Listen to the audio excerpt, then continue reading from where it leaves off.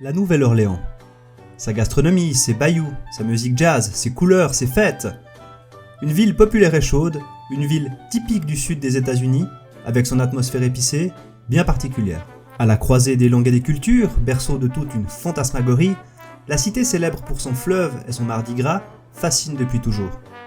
C'est dans cet environnement bigarré, propre au développement d'une imagination fertile, que John Kennedy Toole naquit en décembre 1937. Fils d'un vendeur de voitures et d'une professeure de musique et de théâtre, John est un enfant précoce à la scolarité facile qui évolue rapidement dans le milieu universitaire, poussé par une mère très protectrice qui voit en lui un génie. Passionné par les lettres, il écrivit à 16 ans son premier livre, la Bible de Néon, et devint enseignant en anglais et littérature à l'université de la Nouvelle-Orléans. C'est en 1961, pendant son service militaire à Porto Rico, qu'il écrivit un autre livre qu'il considéra comme un chef-d'œuvre. Il fut à l'époque bien le seul.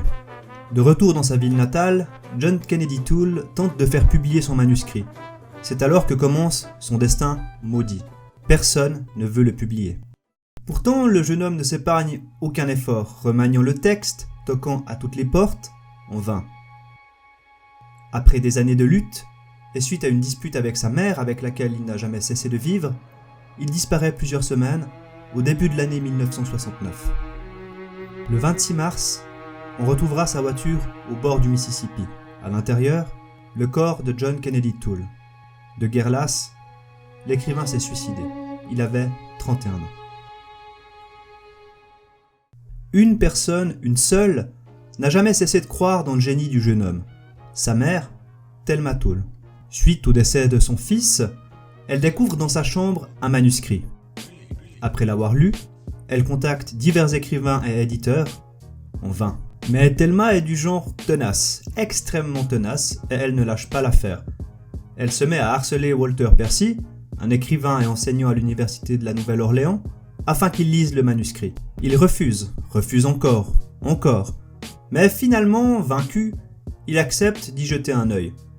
Voilà, en substance, comment Walter Percy relate l'histoire. La dame était très insistante, et d'une manière quelconque, elle arriva un jour dans mon bureau en me tendant le gros manuscrit. Je ne pouvais pas y échapper.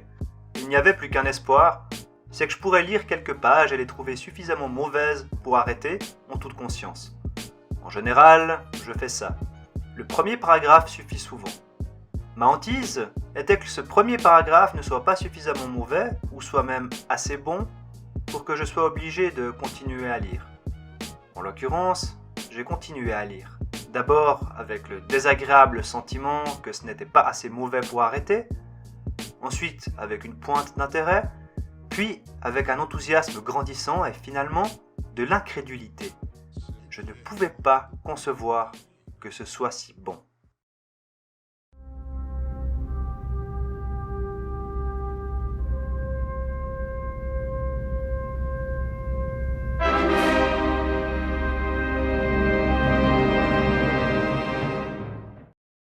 L'histoire se déroule à la Nouvelle-Orléans en l'an de grâce 1963. Notre héros s'appelle Ignatius J. Reilly et il a tout pour plaire. Habillé n'importe comment, obèse, hypocondriaque, ce trentenaire vit chez sa mère, ultra-protectrice, alcoolique et arthritique. Ignatius n'est pas du genre commode. Odieux, il déteste son époque et toute la décadence qu'il perçoit. Les noirs, les gays, les femmes, les homos, j'en passais des meilleurs. Sans cesse tourmenté par son anneau pylorique, crachant à tout va sur le monde actuel qui se porterait selon lui bien mieux avec davantage de théologie et de géométrie, l'éléphantesque personnage consacre sa vie à la rédaction de son autobiographie qu'il consigne sur de petits carnets. Étudiant en littérature médiévale, Ignatius ne manque certes pas d'érudition. Il n'a en revanche jamais gagné sa vie. Ayant provoqué un accident de voiture, il se sent obligé de se résoudre au sacrifice ultime, de se plonger dans un abîme d'horreur que nous connaissons tous, pinacle des actes odieux et avilisants. Trouver un travail. Une activité qui confrontera pour la première fois cet extraterrestre avec la réalité du monde dans lequel, bien malgré lui, il est contraint de vivre. Nous suivrons alors les tribulations de ce drôle de type à travers la Nouvelle-Orléans, où il croisera une galerie de personnages hauts en couleur qu'il pourra à loisir traiter de semi-mongoliens. Tout un programme.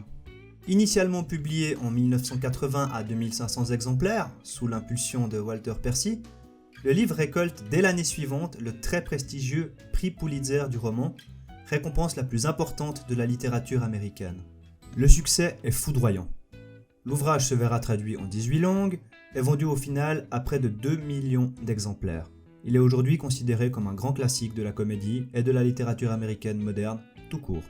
Le succès du livre s'explique pour de multiples raisons. Tout d'abord, il s'agit d'un descriptif précis de la Nouvelle-Orléans des années 60 et de son ambiance bien particulière, une peinture vivante considérée comme la plus réussie de la littérature. C'est également un portrait au vitriol de la société américaine. Tout y passe. Les hippies, les étrangers, le droit des femmes, les gays, les rockers, les intellectuels, les juifs, les employés sous-qualifiés, les communistes, les alcooliques, les putes, les artistes, tout. C'est ce qui rend ce livre résolument moderne, car il faut bien évidemment voir à travers les insultes d'un Ignatius courroucé l'ironie d'un auteur extrêmement en avance sur son temps. Avec un humour très noir, John Kennedy Toole s'en prend à une Amérique tantôt pudibonde, tantôt futile, vide de sens, en une fresque d'une telle modernité que le livre semble encore aujourd'hui parfaitement actuel. L'humour justement, parlons-en. La Conjuration des imbéciles fait partie des très rares ouvrages à m'avoir fait rire vraiment. Le burlesque des situations mêlé à la prose savante d'Ignatius, génie incompris et odieux connard, a un je ne sais quoi d'unique et d'envoûtant. Comment ne pas sourire quand, au détour d'une page, nous retrouvons le gros Ignatius avachi dans son lit à écrire dans son journal. Décidé à ne fréquenter que mes égaux, je ne fréquente bien évidemment personne puisque je suis sans égal. Avant de glisser une main sous ses draps jaunes et de se masturber en pensant à son chien. Ou encore à l'entendre s'exprimer, plein de dédain, terrorisé par son mal du transport. Seuls des dégénérés pratiquent le tourisme. Personnellement, je ne suis sorti de notre ville qu'une seule fois. Et alors qu'il croit pour la 1000e fois être sur le point de mourir, Mon appareil respiratoire est malheureusement d'une qualité inférieure à la moyenne. M'est avis que je suis le fruit d'un engendrement d'une particulière faiblesse de la part de mon père. Son sperme fut émis, je le crains, d'une manière très négligente. bref, les situations ubuesques, les ruptures de ton constantes, les dialogues insensés et les personnages hallucinés font de ce livre l'un des plus drôles qu'il m'ait été donné de lire. D'accord, il s'agit d'un humour très noir et nous avons ici affaire pour une fois à un véritable anti-héros.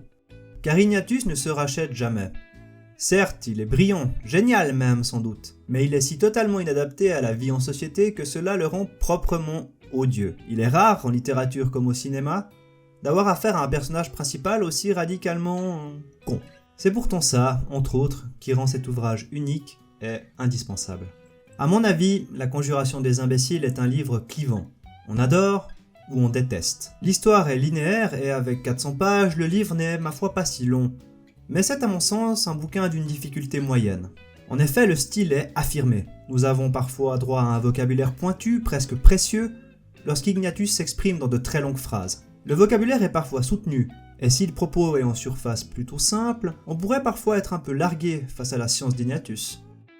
Le livre ne suit pas exclusivement le point de vue de son personnage principal, mais nous avons droit à ses pensées à travers des extraits de son journal intime, ou des lettres qu'il s'échange avec ce que nous pourrons appeler, faute de mieux, son ex-petite copine. Il ne s'agit pas à proprement parler donc d'une trame parfaitement classique. Si j'ai commencé cette vidéo en vous parlant assez longuement du destin de John Kennedy Toole, c'est parce qu'il est indissociable de son œuvre. À travers son personnage, c'est l'écrivain qui s'exprime, qui crie son génie incompris à la face d'un monde qui n'était pas encore prêt à le comprendre.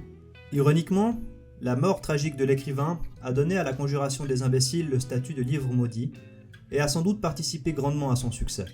Difficile de dire si Toole aurait choisi d'en rire ou d'en pleurer. Donc, pour peu que vous aimiez l'humour bien noir, l'ironie, et qu'un vrai anti-héros total ne vous fasse pas peur, je ne peux que vous recommander La Conjuration des imbéciles. Je l'ai découvert moi un peu par hasard, et comme Walter Percy, j'ai d'abord été incrédule, puis fasciné. J'ai refermé le livre, avec un sentiment fort rare, celui d'avoir lu un authentique chef-d'œuvre.